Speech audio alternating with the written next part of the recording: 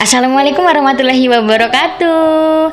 Terima kasih sahabat semua yang sudah klik video ini dan mampir ke channel Ute. Baking kali ini Ute akan mengolah tape menjadi cake yang super lembut, membal seperti pipi bayi montok. Yang istimewa kali ini, cake-nya hasil akhirnya akan tanpa kulit. Sopan banget nih cake, masuk mulut lembut, wangi, manis. Ini tuh jodohnya drama Korea banget ya. Lep lep lep lep lep. Satu episode gak kerasa deh habisnya juga satu loyang. Dan juga semoga laris manis ya sebagai produk kuliner bakulan sahabat semua.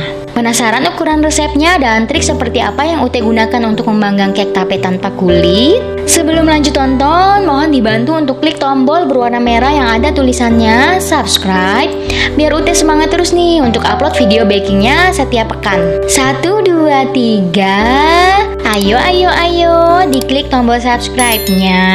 Terima kasih. Mari kita mulai cara membuatnya ya. Pertama, siapkan loyang bolu. Ute gunakan loyang ukuran diameter 25 cm ya. Tapi resep ini bisa juga digunakan untuk loyang tulban atau loyang bulat yang minimal ukurannya berdiameter 22 cm. Olesi dengan margarin, butter atau minyak tipis-tipis aja. Setelah siapkan loyang, panaskan oven di suhu 150 sampai 170 derajat Celcius. Oven yang Ute pakai itu mereknya Siko ya. Dan panasnya itu menurut Ute tinggi banget sih, di atas panas oven-oven lainnya. Jadi kali ini Ute panaskan di suhu 150 derajat Celcius. Ya, Ute percaya sahabat semua sudah mengenal oven masing-masing ya. Jadi bisa dikira-kira untuk pemanggangan cake pertama di suhu kira-kira berapa nih. Sisihkan loyang, kita siapkan bahan ya. Bahan lemak akan kita kocok dengan gula sampai menjadi lembut dan pucat. Lemak di sini Ute gunakan butter dan margarin dengan porsi yang sama. Sahabat bisa gunakan full margarin untuk hemat biaya produksinya, atau full butter ya kalau memang menyukai jenis cake full butter. Untuk gula, seperti biasanya Ute saat membuat kue, gula pasir maupun gula kastor dalam resep apapun akan Ute blender dulu, karena khawatir saat pemanggangan masih menyisakan kristal-kristalnya.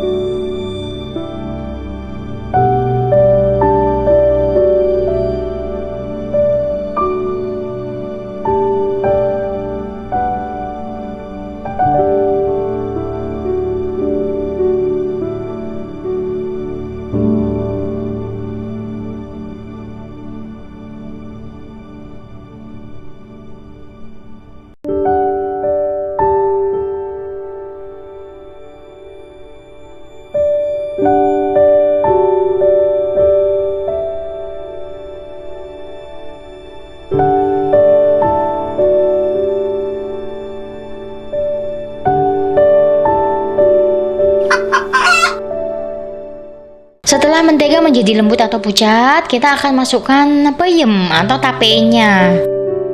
Untuk mendapatkan hasil adonan yang tetap lembut tanpa gerindil-gerindil tape, Ute blender tapenya dengan 2 butir telur ukuran sedang. Jangan lupa buang seratnya ya, dan jangan masukkan tape yang masih terdapat bonggol-bonggol singkongnya itu loh, karena akan terlalu keras. Setelah halus, masukkan dalam kocokan mentega.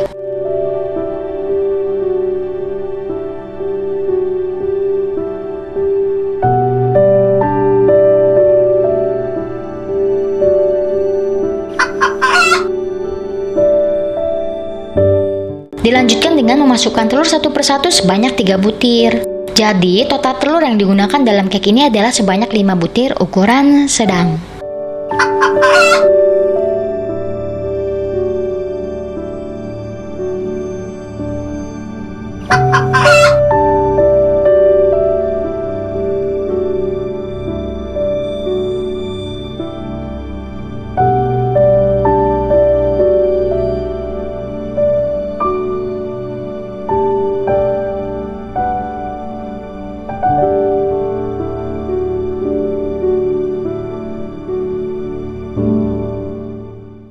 Menghindari aroma amis telur, masukkan ekstrak vanili. Cukup 1 sendok teh aja atau sesuai selera. Kocok dengan kecepatan rendah sampai tercampur merata.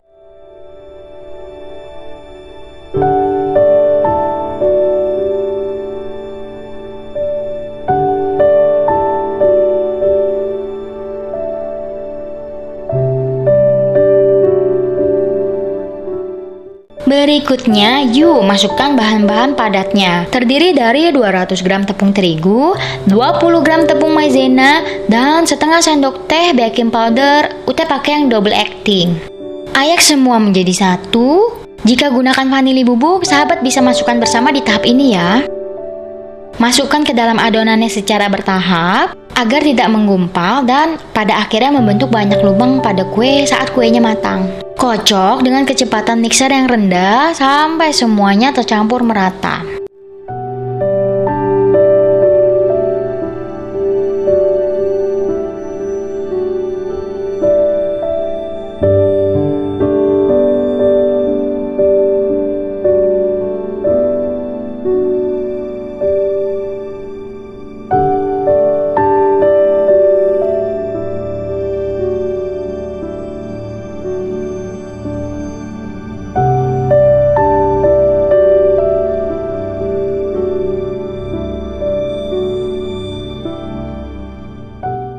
Lanjut, berikutnya harus masukkan bahan cair lagi nih, yakni santan kental ukuran kurang lebih 100 ml. Ute pakai santan kemasan tanpa dicampur air lagi ya. Masukkan secara bertahap sambil dikocok dengan kecepatan rendah. Di sini jangan mengocok terlalu lama, cukup sampai memastikan semua bahan tercampur merata aja. Dan selalu cek ya, jangan sampai ada adonan masih menggumpal atau mengendap di dasar wadah.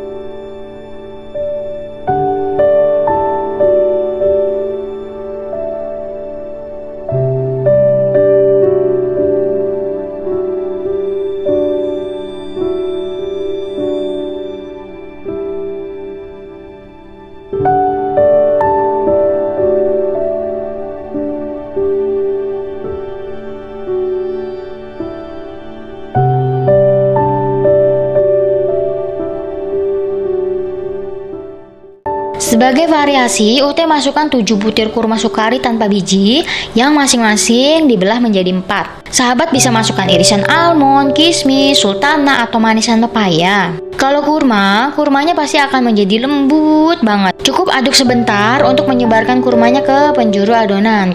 Kalau tidak mau pakai pelengkap seperti ini juga tidak masalah. Tahap mengadon sudah selesai, sekarang mari masukkan adonan ke dalam loyang.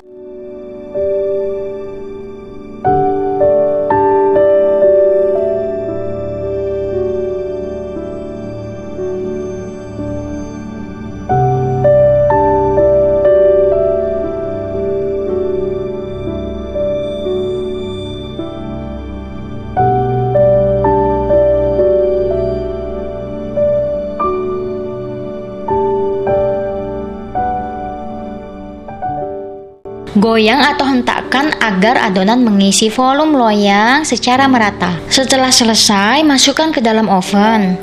Sambil ditambah air dalam wadah loyang yang berbeda. Kondisi yang paling ideal sebenarnya adalah air merendam hingga setengah loyang. Ini Ute pakai loyang yang datar, jadi ukuran airnya tidak sampai ketinggian setengah loyang tulbannya. Nanti kita lihat ya hasil akhirnya seperti apa. Cara ini dipakai untuk memberi adaptasi adonan lebih lama terhadap suhu tinggi oven. Panggang selama 20 menit. Setelah itu, turunkan suhu menjadi 140 derajat dan panggang kembali selama 40 menit. Sepanjang ini menggunakan api bawah saja ya, namun setiap 20 menit Ute pantau. Di menit ke-40, Ute tes tusuk dan adonannya masih basah. Di menit ke-50, Ute tes tusuk menunjukkan adonan sudah kering. Jadi, Ute pindahkan panas hanya di sisi atas oven saja. Dan lanjut memanggang dengan panas atas selama kurang lebih 5 menit agar permukaan kue tidak basah.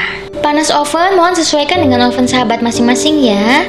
Ukuran panggang cake itu standarnya di 170 derajat Celcius. Namun oven sahabat semua bisa membutuhkan panas lebih tinggi atau lebih rendah. Hal yang perlu diingat adalah menurunkan suhu kurang lebih 10-15 derajat setelah 20 menit berlalu. Saat dipanggang kue akan sedikit menggelembung, namun saat dikeluarkan dari oven, tenang aja. Jika pengaturan suhunya tepat, permukaan kue akan datar kembali tanpa kempes masuk ke dalam. Nah, kue ute permukaannya sedikit pecah karena kelihatannya sedikit kepanasan tadi ya. Serta beberapa lubang besar yang terlihat adalah bukan lubang sembarang lubang ya. Itu lubang bekas ute melakukan tes tusuk kematangan kue menggunakan sumpit bakmi yang emang tebal. Biar puas, ute suka tes tusuk kematangan kue menggunakan sumpit bakmi.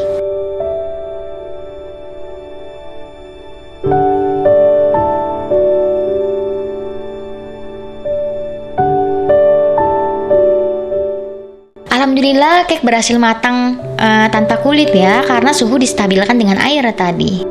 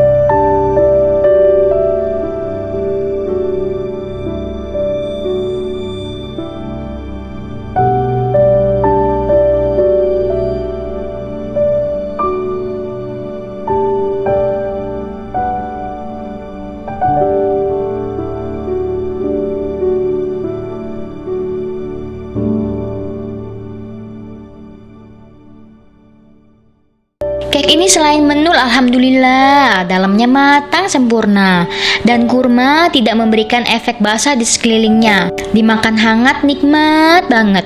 Tapi kalau dimasukkan ke kulkas bagian chiller terus disantap dingin-dingin gitu juga nggak kalah nikmat kok.